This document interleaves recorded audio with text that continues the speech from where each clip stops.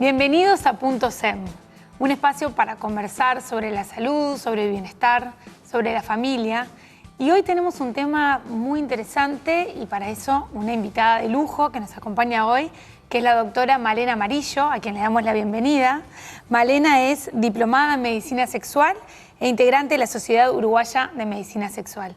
Malena, muchas gracias por estar hoy acá con nosotros. Encantada, muchas gracias a ustedes por la invitación. Así que bueno, empecemos ya a conversar para ponernos en tema. Capaz que está bueno para arrancar saber cuál es la importancia de abordar la sexualidad desde las edades más pequeñas, ¿no? Bien. Desde la infancia. Sí, lo primero que capaz que tenemos que entender es qué incluye la sexualidad o qué es la sexualidad, que a veces tendemos a pensar que sexualidad es únicamente relacionamiento sexual con otras personas y obviamente la sexualidad es un aspecto central de los seres humanos que es mucho más amplio que eso, que nos acompaña desde nacer o hasta inclusive antes de nacer hasta que nos morimos. O sea, somos seres sexuados desde la etapa prenatal, cuando ya se sabe si van a ser un bebé con genitales masculinos o con genitales femeninos y ya se hace un montón de expectativas alrededor de ese niño o niña que está por nacer. Y bueno, y la sexualidad nos va a acompañar durante toda la vida porque no solamente incluye el relacionamiento sexoafectivo con otras personas, sino que también incluye nuestro sexo biológico, nuestro género, la reproducción y lo que nos da placer o el erotismo cuando somos personas maduras, adultas, y nos empezamos a relacionar sexualmente con otras personas.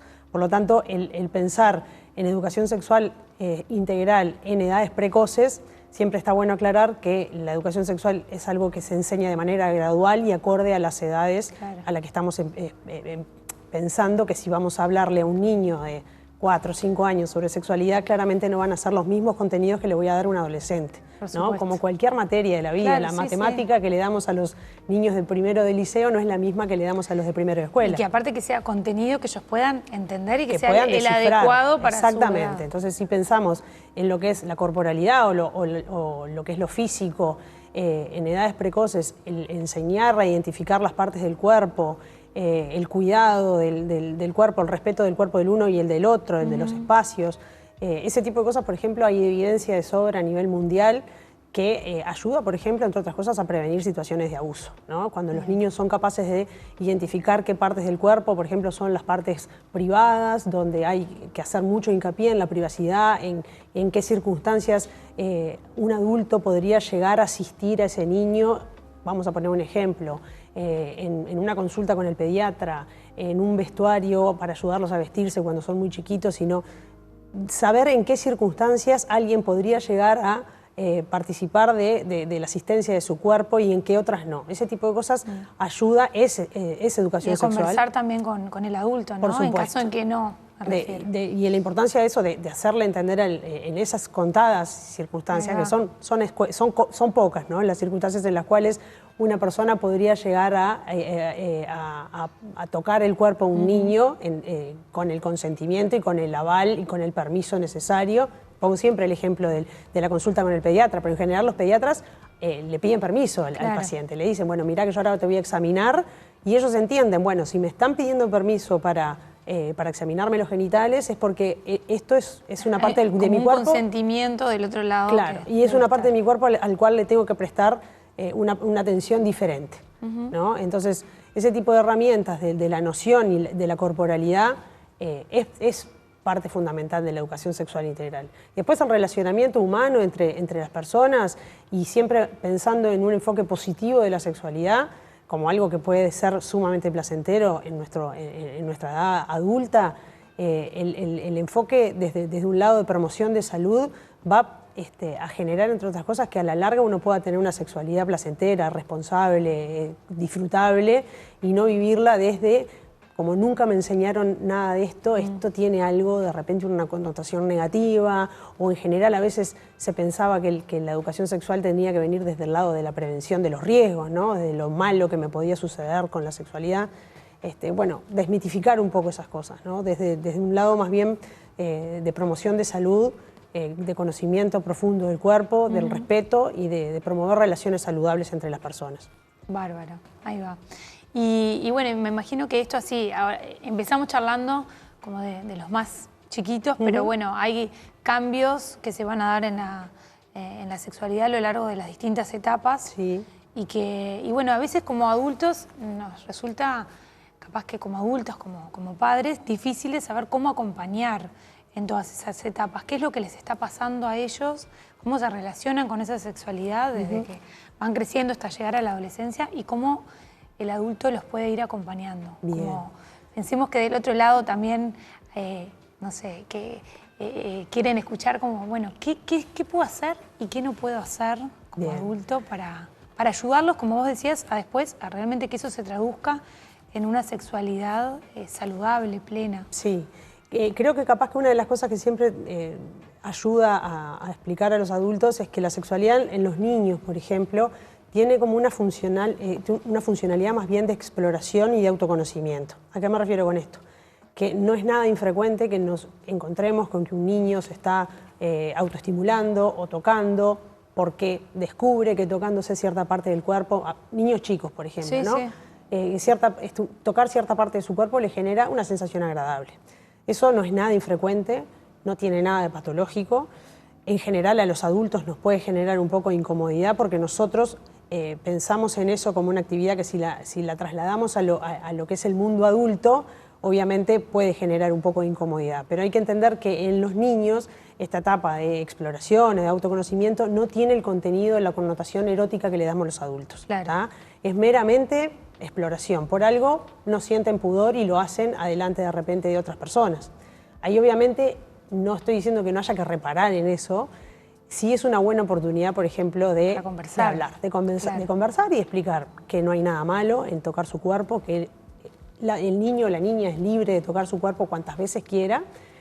Sí está bueno explicar el lugar y el espacio, ¿no? Que son cosas que se tienen que hacer en la intimidad, en la privacidad, cuando esté en el baño solo, cuando esté en su cuarto solo, que no lo tiene que hacer adelante de otras personas, como también entienden perfectamente que, por ejemplo, no hacen ni pichí ni caca delante de otros compañeros o de otros amigos, que es algo que lo hacen en la intimidad, que involucra partes de su cuerpo, que involucra actividades que son normales y son saludables, pero que hay que hacerlas en la intimidad del espacio de cada uno.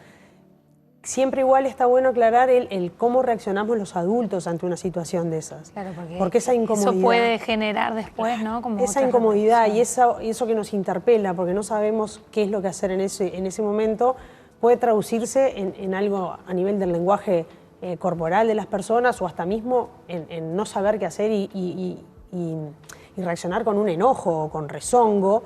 Y eso puede hacer un daño en ese niño, porque va a identificar con que, bueno, tocarme los genitales es algo que está mal. Es algo que está mal, es algo que hizo enojar a mi madre o a mi padre. Entonces, y no lo va a dejar de hacer, porque la curiosidad o la iniciativa va a seguir a lo largo de su vida, pero va a tener una connotación o una ambigüedad respecto a esa actividad que puede ser contraproducente en su relacionamiento o en su desempeño o en su sexualidad en un futuro.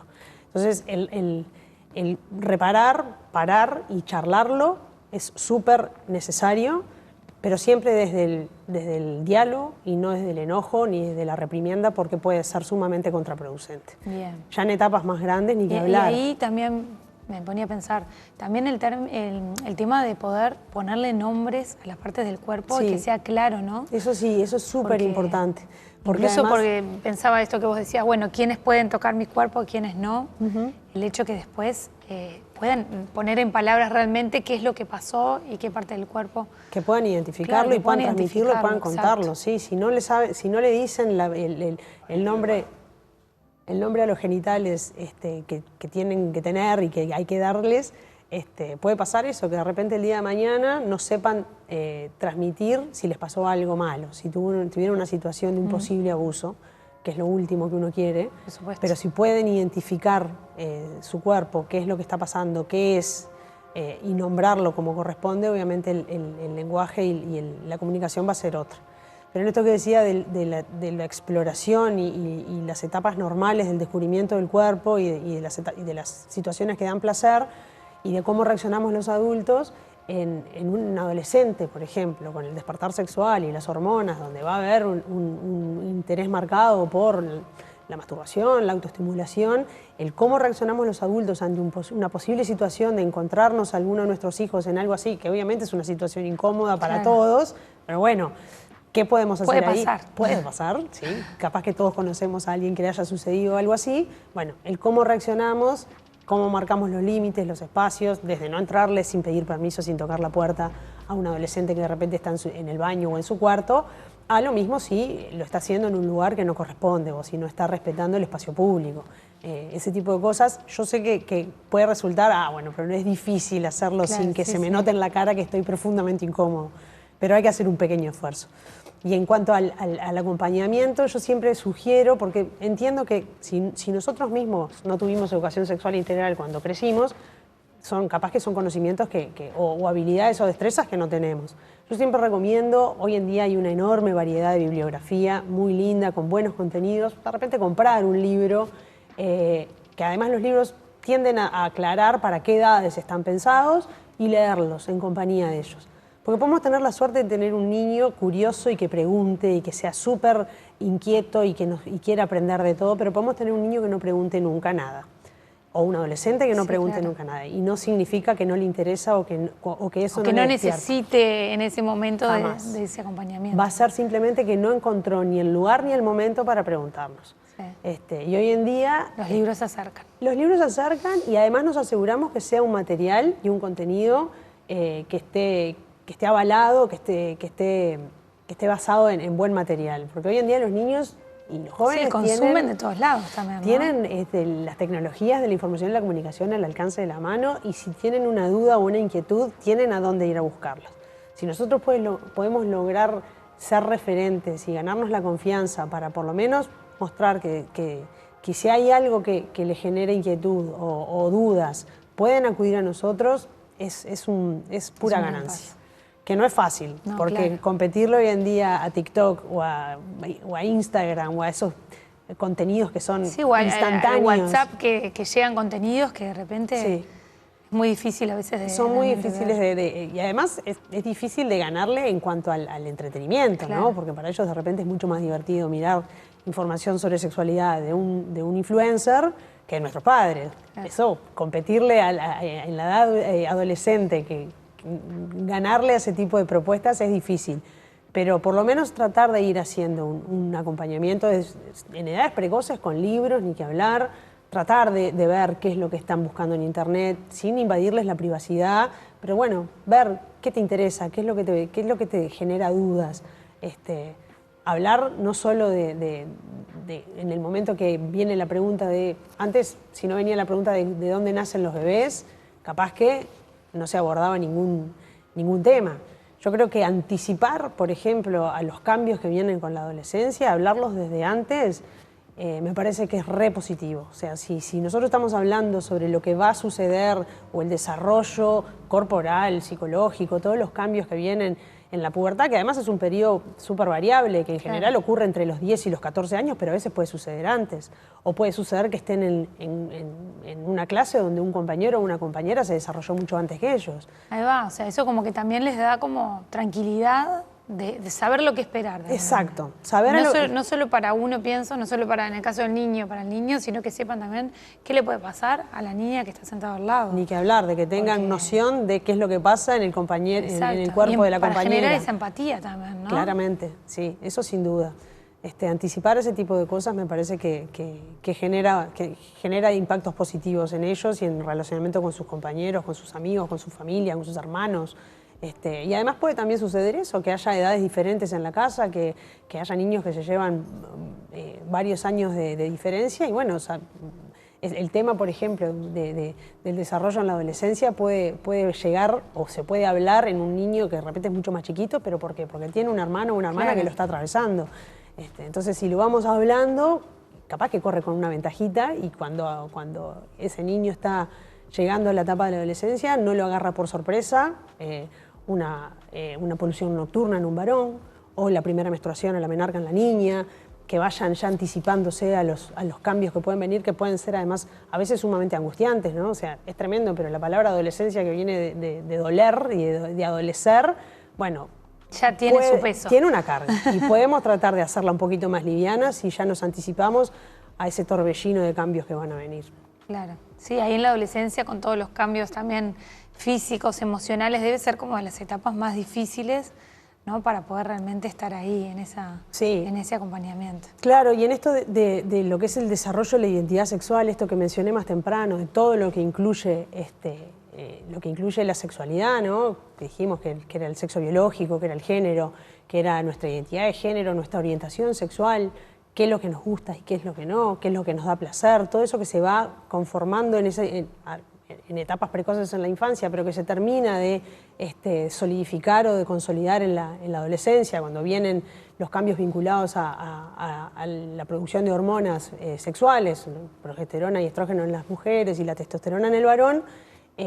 Toda esa etapa, que es un proceso súper dinámico, si lo podemos ir acompañando y acompasando, puede ser mucho menos estresante y puede vivirse con mucho más naturalidad y ser como un proceso que no necesariamente tenga que ser solo sufrimiento o solo amargura o solo intensidad, que sí la tiene, por supuesto, pero puede ser un proceso que se haga mucho más llevadero si lo venimos hablando o anticipándonos a lo que va a suceder. Así que el sí sería conversar con nuestros hijos mucho, ¿no? Conversar, no esperar la pregunta. El no sería también como el no juzgar de alguna manera. No juzgar, no asumir, no dar por sentado que si nuestro hijo no preguntan es porque no le interesa o que porque no habla de esto es porque no tiene ningún interés, o al revés, o pensar que si está ávido de conocimientos o si quiere saber más cosas es porque de repente está manifestando. Ahora se habla mucho de conductas hipersexualizadas, no necesariamente, no asumir que lo que está pasando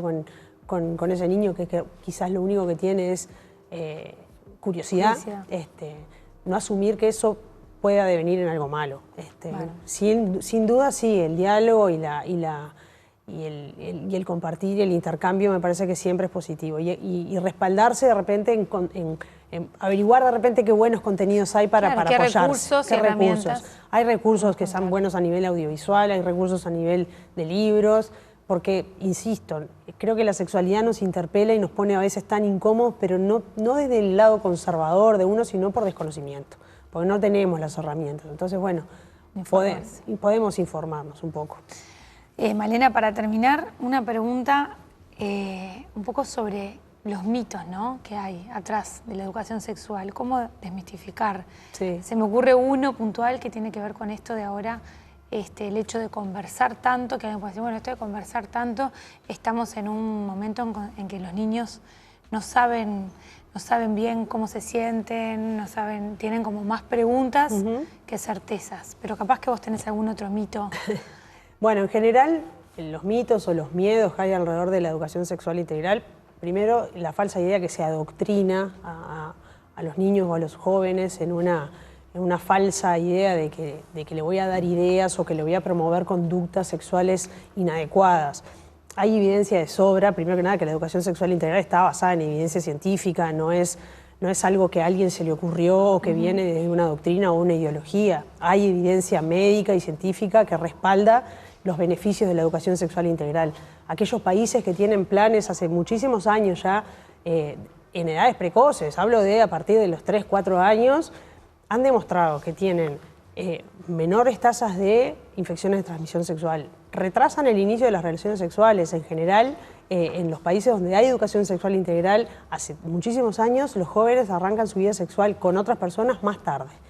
Hay menos tasa de embarazo no planificado, hay menos incidencia de relaciones no saludables entre ellos. Entonces, hay modelos que podemos tratar de replicar o que por lo menos admirar y que nos demuestran que estos miedos que tenemos de que si hablamos de esto yo le voy a dar ideas o le voy a estar fomentando una sexualidad no saludable o irresponsable, eso no es así, más bien todo lo contrario.